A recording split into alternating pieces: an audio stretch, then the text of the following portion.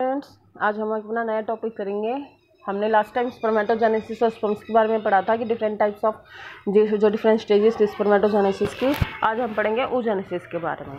oogenesis में क्या होता है कि जो फीमेल गैमेट्स है, जो ओवा है, उसकी फॉर्मेशन होती है from the diploid mother cells. उसको क्या बोलते हैं हम? oogonia। जैसे कि स्पर्म मदर सेल्स की हम स्पर्मेटोगोनिया बोल रहे थे, यहाँ पर क्या होता है? oogonia होता है, जिसको हम डिप्लॉयड मदर सेल्स भी बोल देते हैं। इसके अंदर दो प्रोसेस होती है, जेनेटिक प्रोग्रामिंग एंड पैकेजिंग। अगर हम पीरियड की बात करें तो जो oogenesis का पीरियड होता है वो डिफरेंट होता है इन डिफरेंट एनिमल्स। अगर ह्यूमन फीमेल की बात करें तो वहाँ पर 1700 प्राइमोर्डियल जर्म सेल्स प्रेजेंट होती है इन अनडिफरेंशिएटेड फीमेल गोनैड।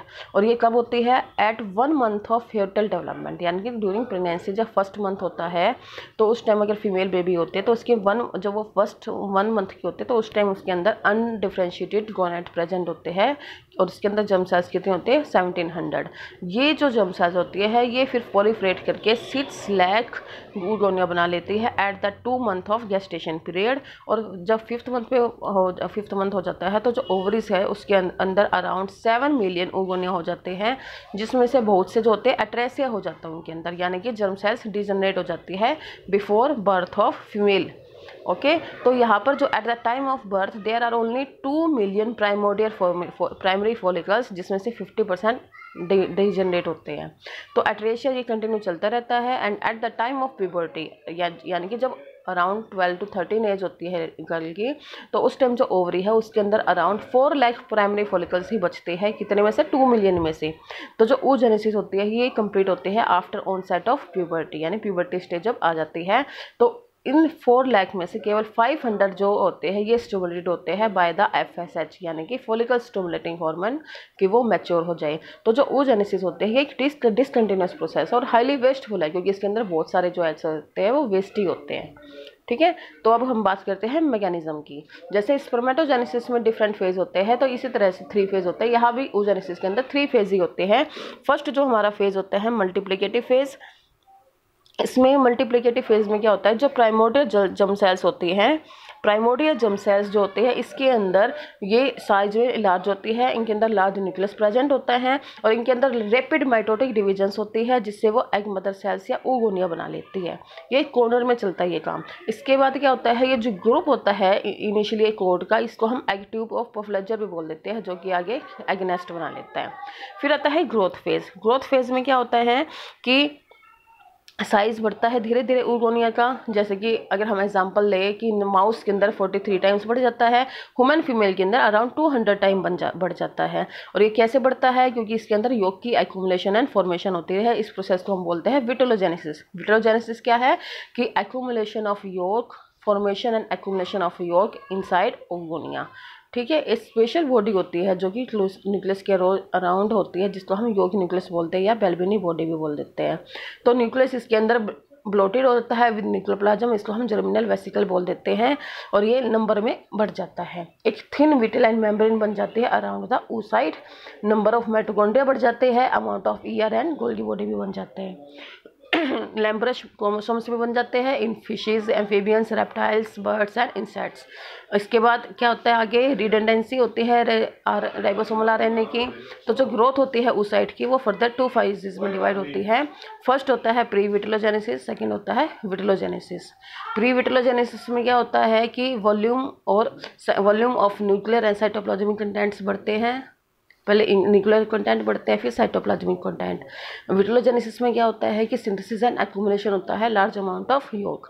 अगर हम एम्फीबियंस एंड फिशेस की बात करें तो इसके अंदर मॉडिफाइड माइटोकॉन्ड्रिया के जरिए होता है ये।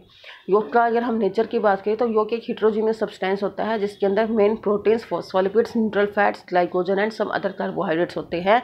जो फैटी योग होता है वो सबसे ज़्यादा टीलोलेथल एग्स में होता है, जो रेप्टाइल्स और बर्ड्स में पाया जाता है।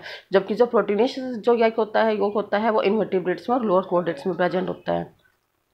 योग जो होता है वो तो 2 फॉर्म्स में पाया जाता है, ग्रेनुलर योग एंड योग प्लेटलेट्स। जो ग्रेनुलर योग होता है वो in the form of fine granules पाया जाता है इनवर्टिब्रेट्स एंड लोअर कोर्डेट्स में।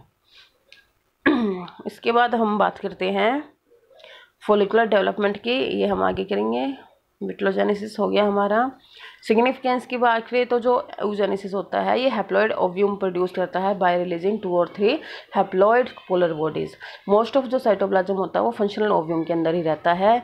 वेरिएशंस भी आ जाती है क्योंकि यहाँ पर क्रॉसिंग ओवर होती है during the meiosis 1 of maturation phase. अगर हार्मोनल कंट्रोल की बात करें तो हमें पता है कि हम जैसे हमने लास्ट टाइम हमने पिछले चैप्टर में भी डिस्कस किया था कि मेन जो हार्मोन होता है पिट्यूटरी ग्लैंड, जिसके नीचे हाइपोथैलेमस जो ग्लैंड होता है यही कंट्रोल करता है बाकी सभी हार्मोन्स को। तो जो हाइपोथैलेमस होता है वो गोनाडोट्रोपिक रिलीजिंग हार्मोन स्टिमुलेट करता है, जो एडिनोहाइफिस को स्टिमुलेट करता है और वो फिर फर्दर FSH और LH को स्टिमुलेट करता है और इस तरह से वो सारी उसको कंट्रोल करता है। अगर हम कंपैरिजन करें स्पर्मेटोजेनेसिस एंड oogenesis का तो इसके बहुत से हम डिफरेंस बता सकते हैं। जैसे कि जो स्पर्मेटोजेनेसिस होते हैं वो सेमिनिफरस ट्यूबुल्स में होती है, oogenesis ओवरीज के अंदर होती है।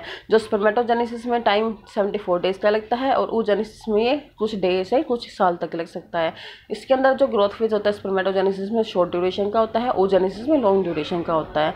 योग सिंथेसिस की बात करें तो स्पर्मेटोजेनेसिस में कोई योग नहीं बनता, जबकि जो oogenesis है उसके अंदर विटेलोजेनेसिस होती है।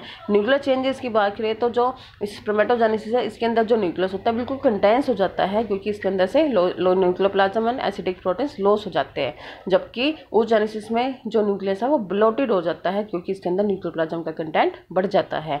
स्पर्मेटोजेनेसिस में केवल 1 स्पर्मेटोगोनिया प्रोड्यूस करता है 4 हैप्लॉइड स्पर्म्स और यहाँ पर 1 oogyoma केवल एक ही ओव्यूम प्रोड्यूस करता है।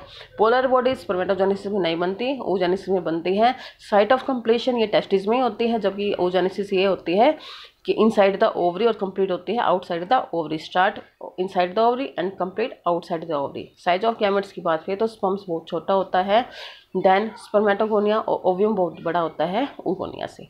तो ये oogenesis की प्रोसेस अपनी कंप्लीट हो गई। इसमें हमने डिफरेंट टाइप्स पढ़े oogenesis के। अब हम ये फेजेस हमने पढ़े थे, अब हम नेक्स्ट टाइम करेंगे हम स्ट्रक्चर ऑफ गैमेट्स।